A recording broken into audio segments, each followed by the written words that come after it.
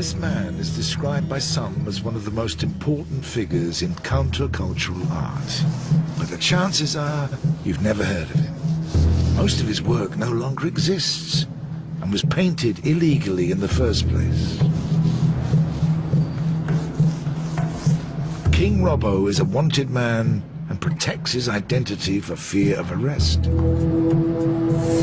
He's a myth. He's a legend. It's like the outlaw Jesse James. Like, does he live? Is he dead? Where is he? He's one of the pioneers of graffiti writing, a movement that champions freedom of expression and can be seen on street corners all over the world. I do class myself as an artist, but also I can be a vandal at times, you know, when I let that little monster out of the cage. This is Banksy, the enigmatic street artist who also came from graffiti, but has sold a popular and commercially successful version back to the world. Counterculture's against hedge fund managers and bankers, you know, and they're the ones who don't buy Warhols and Picassos anymore, they buy Banksys. But while Robbo's graffiti writing is reviled and criminalised, Banksy's street art is feted by celebrities and endorsed by the authorities. There's someone saying, clean it off, and if it's a Banksy, leave it. The differing treatment of Robbo and Banksy is symptomatic of a wider battle between street art and graffiti, and until recently, both men were a universe apart. That was until one of them committed an act deemed so hostile it shocked the graffiti world. It's caused fights. Blood is drawn for the disrespect that it caused. And started the most divisive art feud since Matisse and Picasso. It is a graffiti war. He started it, and, you know, I'll carry on until I'm finished.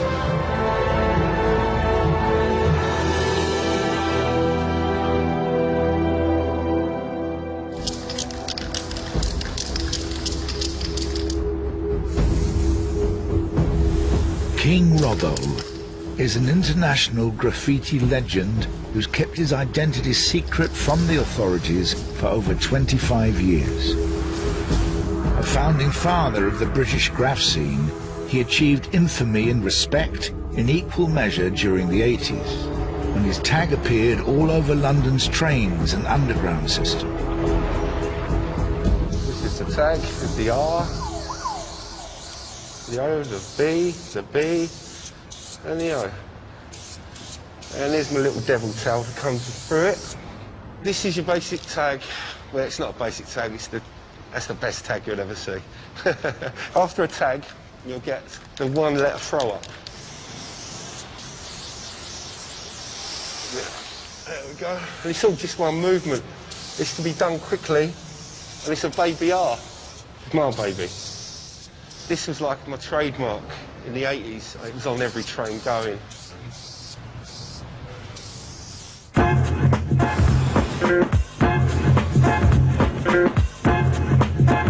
When graffiti first came across the Atlantic, it was seen as another unwanted social ill imported from America. Yeah. For the teenage Robbo from a tough London council estate, bombing the trains was the way to raise a big middle finger to authority, as well as an opportunity to get his art seen by as many people as possible. An art gallery on wheels.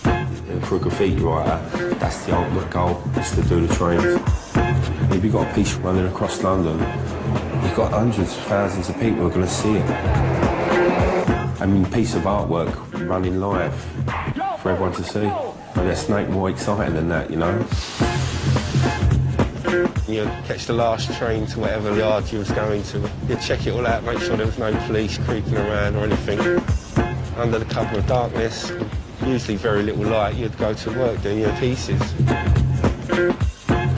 And you might do 20 or 30 trains. That's just bombing, bombing, bombing, bombing. And I was doing that for years. You live graffiti 24/7. Yo! Where you could get caught at any moment. You're living on the edge. That was about the adrenaline rush out of it. Better than drugs and drink, and that was my drugs and my drink. It was going out doing graffiti. Yo!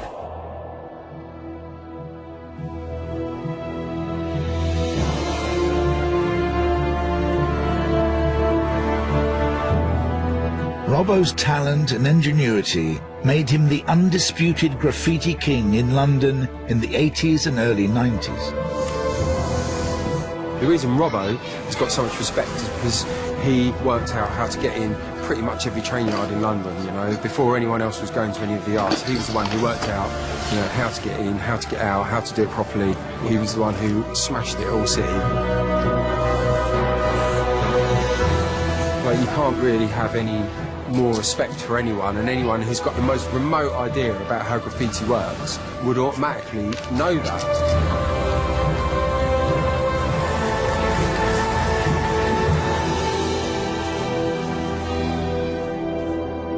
But at the height of his fame, Robbo retired from graffiti. You know, I painted all the trains in London. I got up all over London. I was all city. I've been all over Europe painting trains, and I've been to America and painted trains in New York. You know, I couldn't really take it much further. It was sort of time to sort of grow up and be responsible. I couldn't afford to get arrested and go to prison, because who's gonna support my children when I'm in prison? I'm no good to them there, so that's when I'll give up. All of his work gradually vanished from the walls and trains of London, except for this piece. Painted in 1985, underneath the British Transport Police headquarters on a barely accessible spot of Regent's Canal, it stood largely untouched, becoming the oldest piece of graffiti in London and a testament to Robbo's legendary status. Even in retirement, Robbo was revered by new writers coming onto the scene. But then one night, he met a young artist from Bristol called Banksy. So I was at a place called the Dragon Bar down Old Street. I was introduced to a couple of guys, and they was like, well, it's such an honour to meet you and stuff, you know, they was paying respect. When I was introduced to Banksy, I went, oh yeah, I've heard of you, mate, how you doing? And he went, well, I've not heard of you. Whenever I met someone, whether I heard of them or not, I always said I did hear of them. I never put no one down. And he dismissed me as a nobody, a nothing. So with that, I slapped him. I went, what, you ain't heard of me? But you won't forget me now, will you? And with that, he picked up his glasses and he ran off.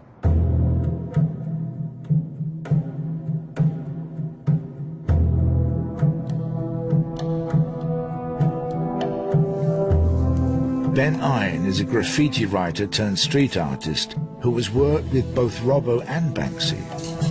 He's aware their differences are more than just personal. I knew of Robbo a long time before I met him. He was definitely one of the graffiti writers that I would kind of look up to. I've been out painting with Banksy a few times. Different, doing street art than doing graffiti. Going out with Robbo, it'd be like a can of paint and just trying to do tags in places when people aren't looking. And then going out and painting stuff with Banksy was kind of, we'd work out where it was we were going to paint it, when we could get away with it. A lot more thought went into it, a lot more preparation.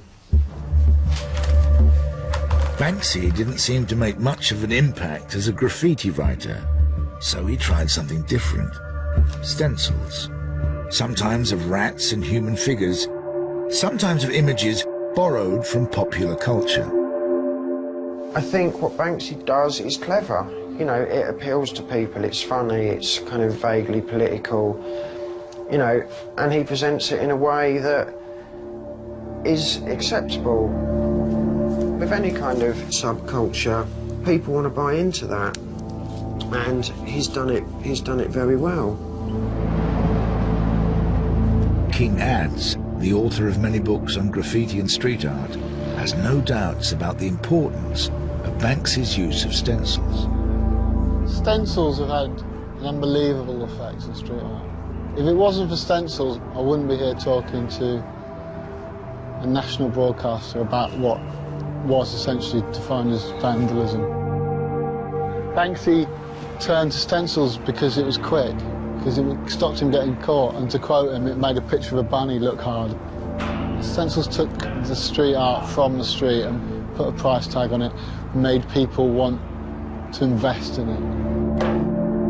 But while Banksy's work gained mainstream popularity, respect from the graffiti world was not forthcoming. Stencils is cheating. Why did he say it was cheating to do a stencil? It's just that old graffiti thing that real graffiti writers paint trains and real graffiti writers nick their paint and real graffiti writers do everything freehand. And using stencils is cheating. You know, street artists make work to sell work, to make money, to have shows in galleries, and all of that goes against what graffiti is all about. You know, graffiti is kind of about male ego and damage, and graffiti's got a lot of self-imposed rules. However, Banksy doesn't play by graffiti's rules, and never did.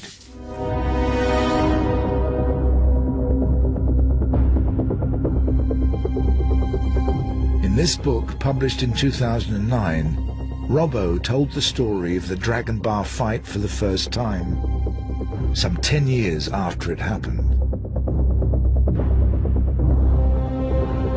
Shortly after the book came out, Banksy attacked Robbo's final surviving piece of work and turned the famous canal side piece into this.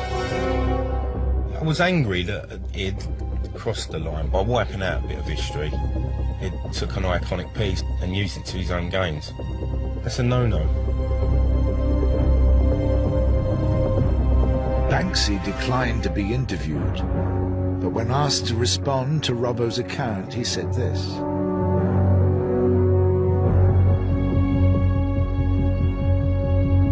Banksy also supplied this photograph and says the canal piece was in such a bad state he didn't realize he was painting over a piece of London history.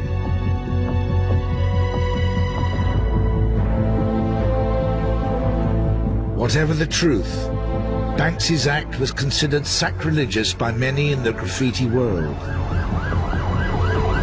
and it brought King Robbo out of retirement. I'm checking out where all the cameras are because obviously I don't want to be caught on CCTV. You can end up in prison over this.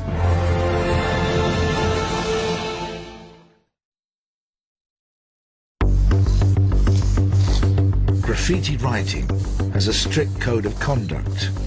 One of the most important rules is that you never incorporate a piece by another artist into your own work without their permission. As Banksy did to Robbo. Well, for a piece to exist for 25 years in central London is like an Aztec temple or a Mayan ruin. Robbo's old piece was there for years. It was like an institution. That was just downright wrong. That is a calculated diss. The thing about graffiti is that it's territorial. It's like a dog pissing on a lamppost, you know, it is. Robbo's piece has been up since the 80s, and Banksy came along and toyed with it. In the graffiti world, Banksy doesn't have the right to come and do that. With us graffiti writers, there is a code of conduct, and if you was going to go over someone, you'd totally get rid of that piece and produce something new there. You want to incorporate their piece into yours. If you do that, you're asking for trouble.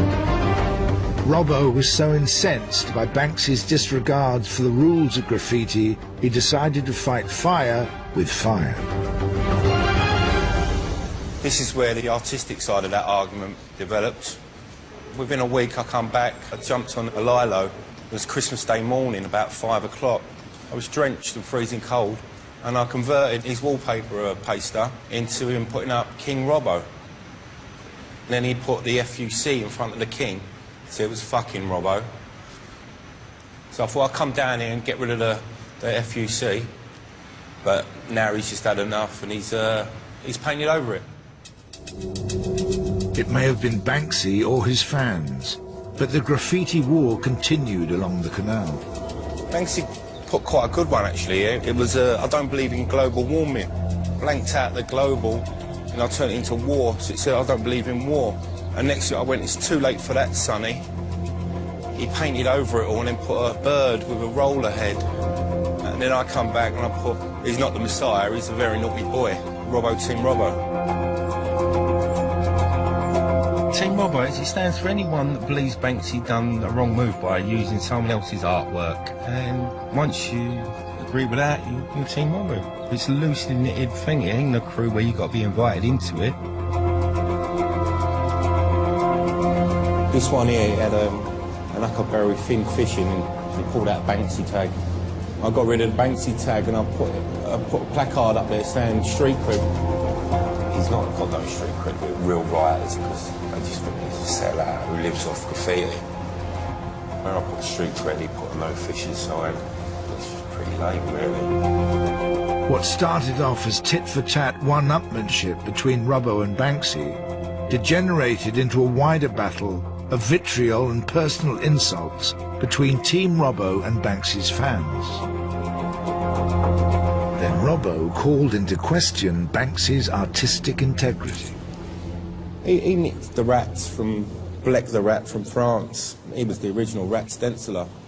So I thought Banksy the Rat, so everyone gets the connection with Blek and Banksy.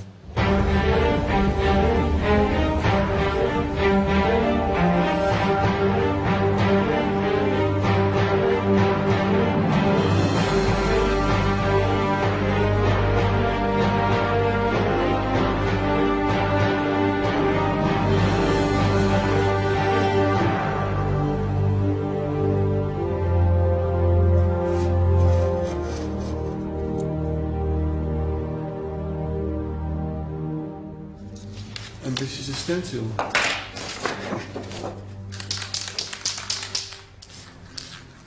This is my original rat that I used to spray in the streets of Paris in 1981. As an art student in the 70s, Blek visited New York. The graffiti he saw there inspired him, just as it would Robbo to produce his own graffiti. But Blek wanted to create a new style. Instead of freehand letter writing, he used stencils, first of rats, then of human figures, often with a socio-political message. One of the pivotal moments of street art was when Blek was inspired to start stenciling full-size figures in the street. That's when street art began to find its voice. It wasn't a tag, it was saying something. It must have been insane walking through Paris in the 80s and you turn a corner and there across the street would be a figure. It's almost ghost-like. He didn't know what was going to happen. He didn't know that in 20, 25 years he was going to be hailed as the godfather of street art. He was just doing it.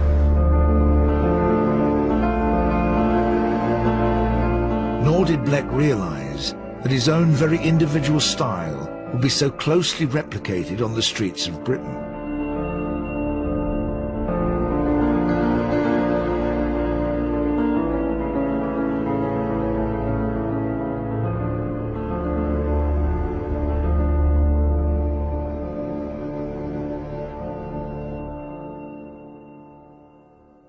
I used to make a lot of soldier.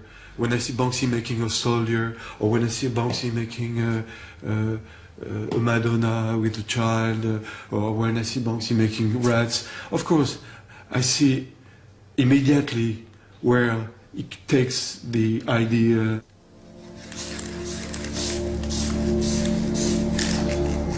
Banksy declined to comment on this, but in the past, he acknowledged his debt to Blek in a newspaper interview.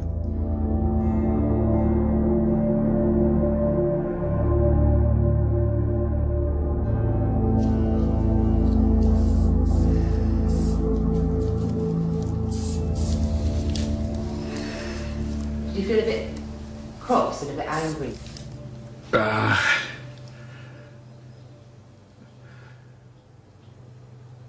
It's difficult to say, you know. A little bit, yes, of course, because when you're an artist and you use your own techniques, it's difficult to find a technique, a style, you know, in art. So when you have a style and you see that someone else is taking your style and reproduce it, you don't like that. I'm not sure about his integrity, you know. With the Banksy Robbo thing, as an artist, is that a very bad thing if you have a piece that's 25 years old? To have something paint over? Yeah. It's absolutely terrible. Maybe he has to show his face now and say, I'm Banksy, and show that kind of guy he is. Because it's true that some people say, oh, Banksy is a prick, and other people have, a lot of young people, they consider Banksy like a god.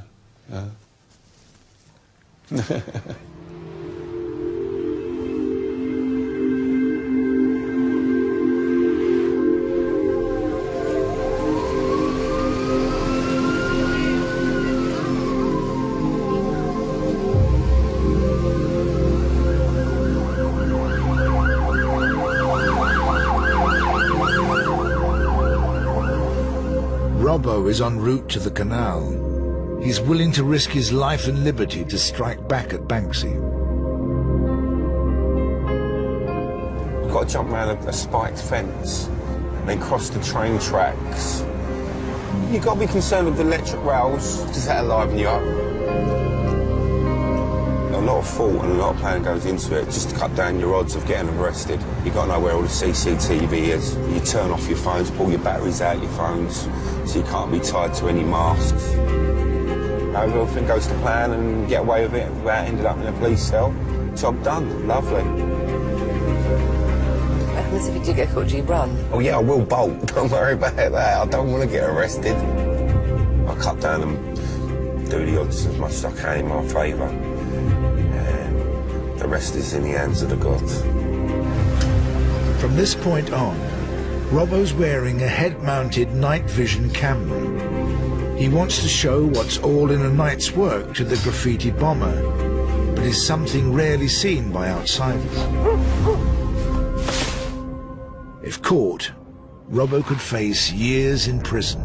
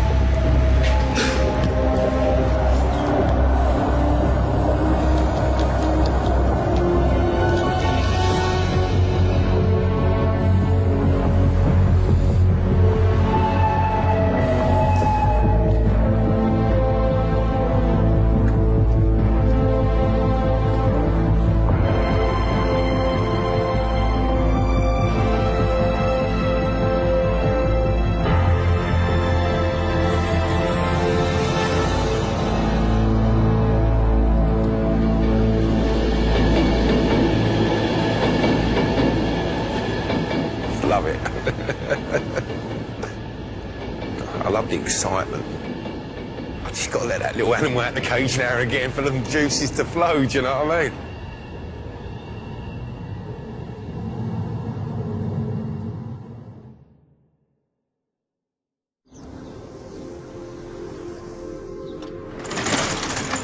A short walk down the towpath from the scene of Robbo's battle with Banksy, the graffiti war is raging on another front.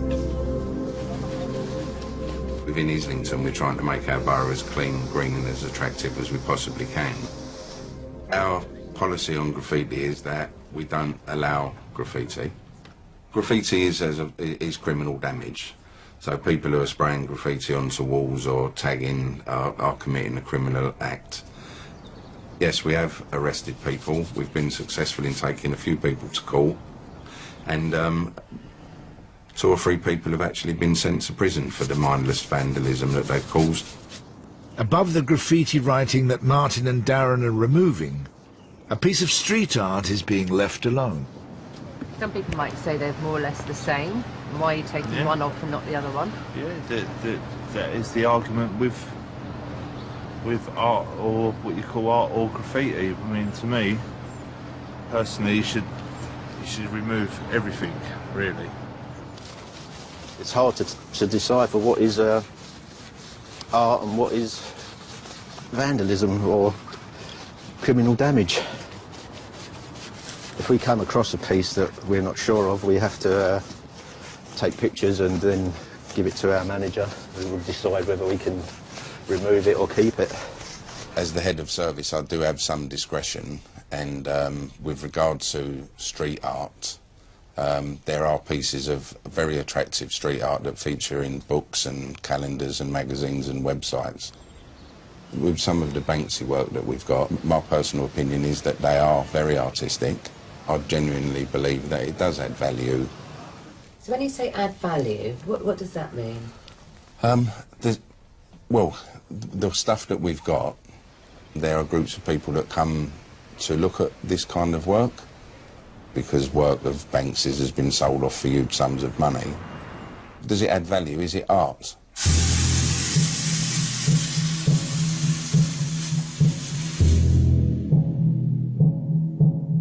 Graffiti writers see the approach by councils across the UK as double standards.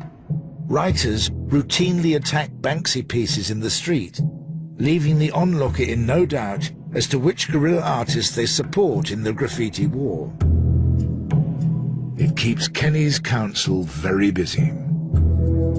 I think with some of the Banksy pieces that we've had vandalised, we have occasionally gone round there and repaired them. So, for example, there was one where it was the museum attendant who had a mirror behind him and somebody actually wrote something offensive on the mirror. Well, we could have easily have just painted the mirror out with white paint or whatever colour paint it was, but then the piece wouldn't have made any sense. So what the guys carefully did was actually paint out the slogan or the rude word so that the piece was whole again. It's got to a stage where graffiti is still 100% outlawed and it's still illegal, unless you're Banksy, when it's celebrated and preserved. Which is, you know, that's good for Banksy, but it's kind of unfair on all the writers, because whether it is graffiti, whether it's street art, you know, when you come up before the judge, does the judge ask for a definition? Is he a graffiti artist or is he a street artist? Is he street artist? Oh, that's okay, we'll let you off. Graffiti? No. When asked to comment on being given preferential treatment, Banksy said this.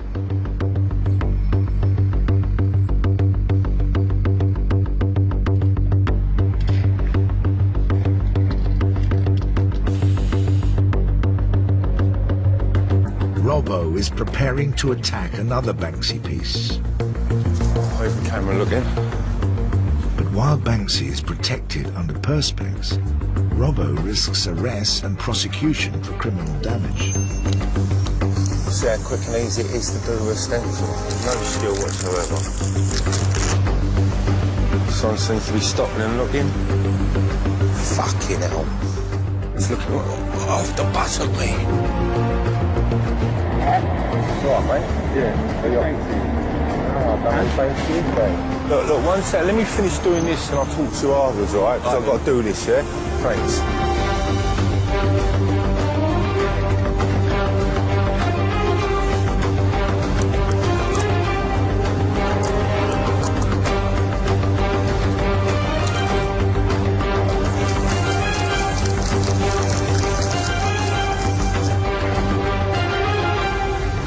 It's quick as easy and simple as that on a stencil.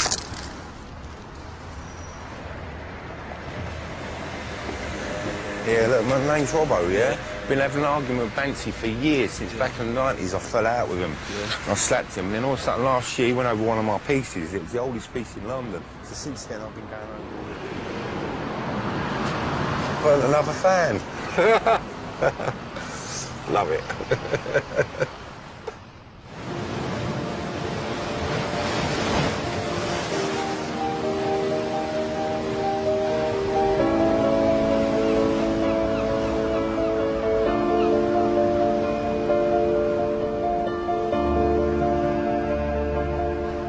Why has it got perspex on it?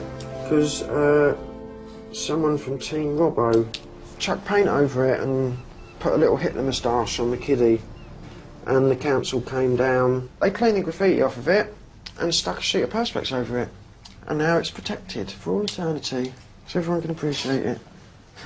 Which is quite funny. The irony of councils cleaning graffiti off of street art and then protecting it. It's pretty mad. But it's gone beyond the realm of local politics. Barack Obama used street art to become president. David Cameron used street art to become his friend. Yeah, I've got a painting in the White House. But do you know where it's hanging? Toilet. In this room of unwanted gifts, I don't know. I don't know. This is called 21st Century City, painted by Ben Ein and given to Barack Obama by David Cameron in 2010 on his first state visit to Washington. I thought it was quite interesting because I'd obviously been arrested a few times and I've got a criminal record. Before his international success as a street artist, Ben was an infamous graffiti writer. That was the thing that got me arrested loads and loads and loads. I used to run around everywhere tagging that. How many times did you get arrested? Quite a few, maybe as many as 20. I'd been arrested so many times and had so many fines that I was kind of giving the judge no other option but to send me to prison. Faced with a bleak future, Ben changed his approach. Gone was the hard-to-decipher code aimed at fellow graffiti writers. Here was a new style. Bold, giant lettering painted onto walls and shop security shutters. As Ben's work gained kudos around the art scene in London's East End, so did his freedom to paint wherever and whenever he liked. I've painted some really, really big walls that have taken days to paint, and I've painted them in broad daylight without permission. Because it was street art and not graffiti, I got away with doing it. What sort of response do you get now then from the police if you're out working? They come and talk to me. To think a few years ago they'd have chased us down the street and nicked us.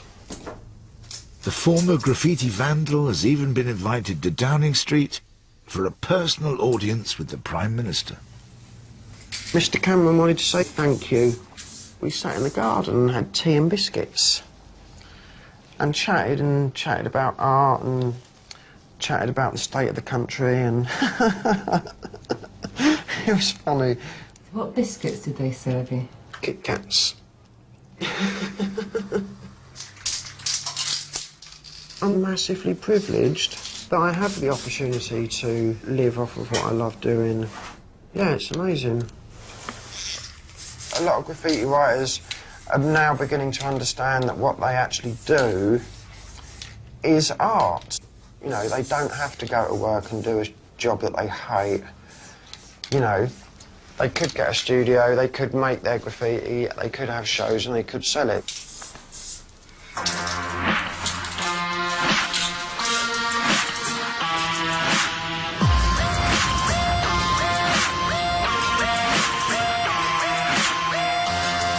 This is Mecca for the world's best street art and home to the galleries that bring it to a wider audience. An audience Robbo is now keen to engage.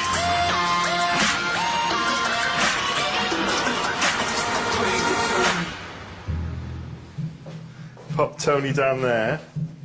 You got Tony? Hello? Robbo is being given the chance to make the transition from outlaw graffiti writer to professional artist. We're just curating right now. Gallery owner, Pure Evil, has invited Robbo to stage his first solo show, and he's produced 20 new works of art.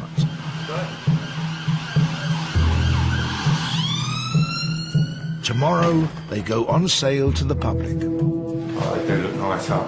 You make an entrance, don't you? Make a big entrance. This gallery helped to establish Banksy as a selling artist. The fact Robbo is now exhibiting here has not gone down well with the stenciler's hardcore supporters. Banksy's fans, they're talking about coming to the gallery and flinging paint over all the artwork. Do you think they will come down and fling paint on it? Not when I'm here, they won't. I'm putting my head on the block because everyone's expecting graffiti and that, but I'm showing people that I'm more than just a graffiti artist, you know?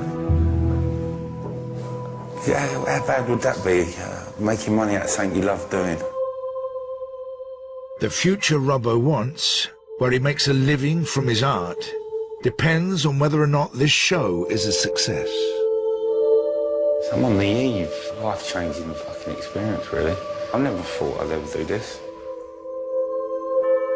That art, when I was doing it, I never thought I'd see that in a gallery. I just wanted to see it on every train. Now look, it's hanging up. It's all about the art, baby. The art. I just hope everyone comes and has a good time, and, you know, with an open mind. Let me into their world. That'd be nice.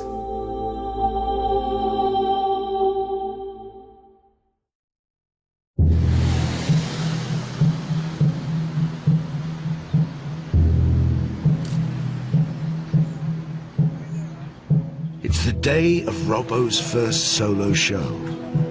With so much riding on its outcome, he's waiting anxiously in a bar around the corner. I've actually had to borrow funds from people to make this work. I've put everything into it now. I've put all my time and money that I've not really got to do all the canvases and the painting. So I do need to sell something to make it happen, to pay back the bank manager. Tremendous. I mean, he shows us different styles, I think. I mean, you can see the old stuff compared to all the new, and yeah, he's got talent. A lot more than certain other people can mention. I think if I was going to buy anything, I'd buy that one, definitely, and maybe that one.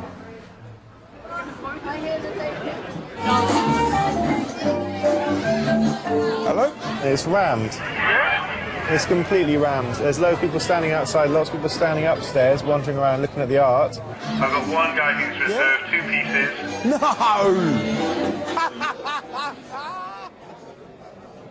Also spotted in the crowd are 2 members of Team Banksy, a business associate and Banksy's PR agent. Excuse me, I'm sorry to interrupt. Can I ask what you think about Robbo's exhibition? I'd rather not. Is that right? Do you mind? I bet she's just come down to see if I'd used him in any way, shape or form. At the end of the day, all my stuff down there is not slagging off Banksy. Power war on the street. It's between us. Right, it's entertainment for everyone else, but when I do my show, it ain't about slagging Banksy off, it's about showing people I'm an artist. And that's what I've got tonight.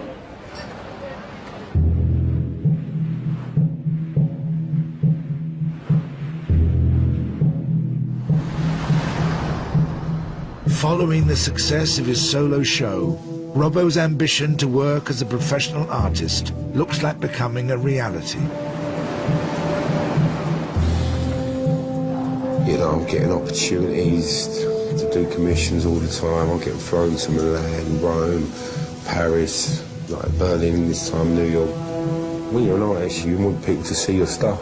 And I used to use the tube system in London for that to happen. Now I'm doing galleries and I'm commissioned. Broader scope of people now know who I am because of Banksy. Even though I don't think it was his intention. Because he went over my piece, it just gave me the kick up the arse I needed to get out there and do it. And I love it. Yeah, thanks, Mr. B.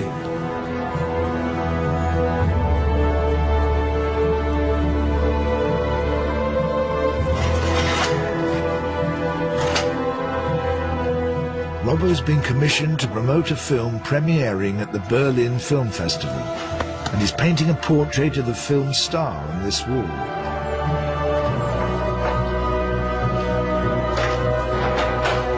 But even here, Robbo can't escape his arch nemesis. It's right next door to Mr. B as well, so we'll see who's the best.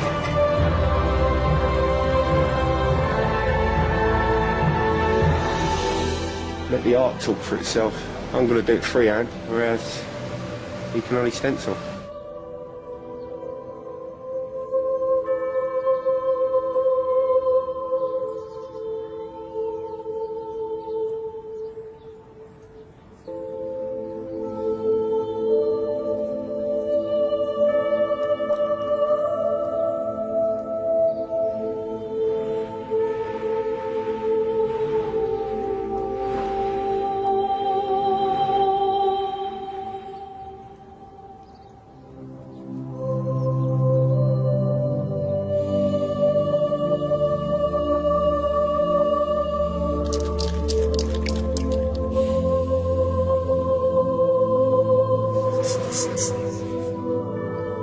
It's stunning.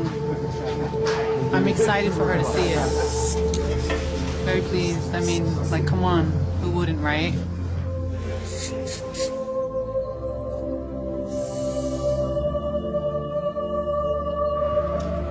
The film's director has brought actress Zoe Kravitz, whose face Robbo has carefully realized in spray paint, to the final unveiling.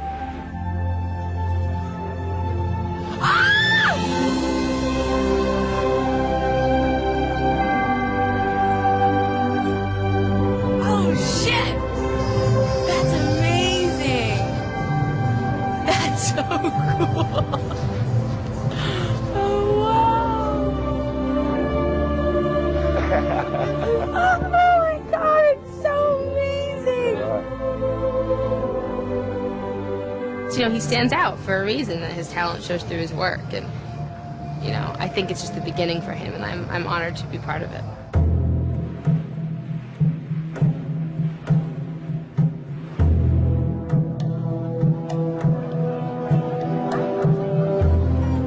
Tonight, Robbo is attending the film's premiere.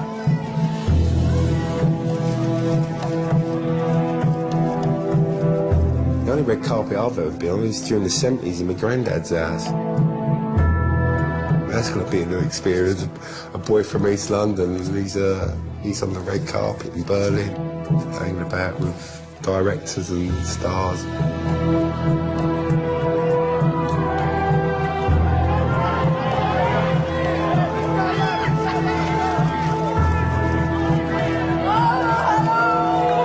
I'm in a really good place in the world. I'm really enjoying it. And I'm just looking forward to the future.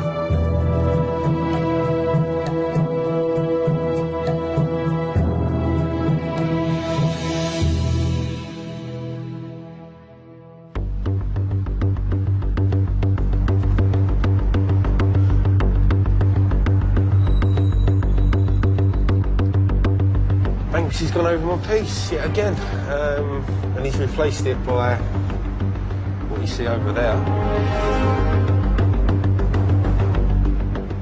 He ain't trying to be better than me with graffiti. He'll come and do something like that, some stencils and some chalk, you know. But, you know, I could do that. Who knows, I might even do it.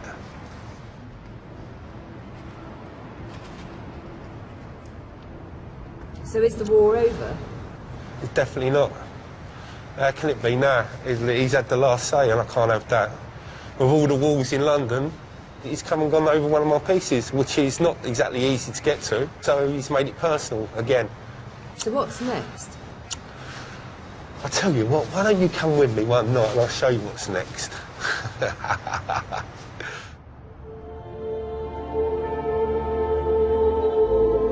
Robbo would never get his chance to retaliate against Banksy. Just days after this filming took place, he was found unconscious in the street with life-threatening head injuries. And he's been in a coma ever since.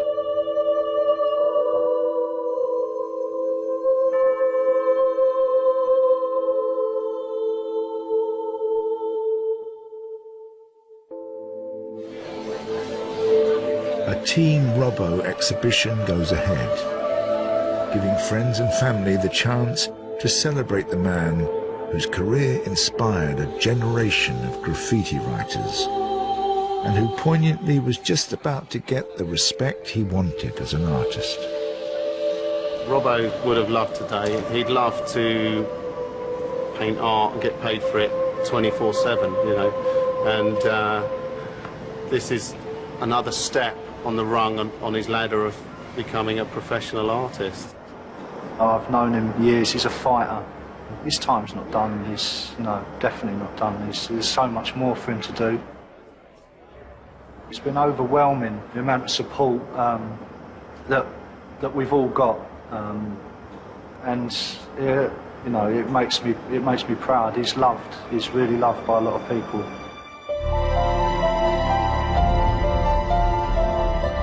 Out on the streets, the graffiti community is showing support by paying tribute to its king. And the war between street artists, graffiti writers, and the authorities continues.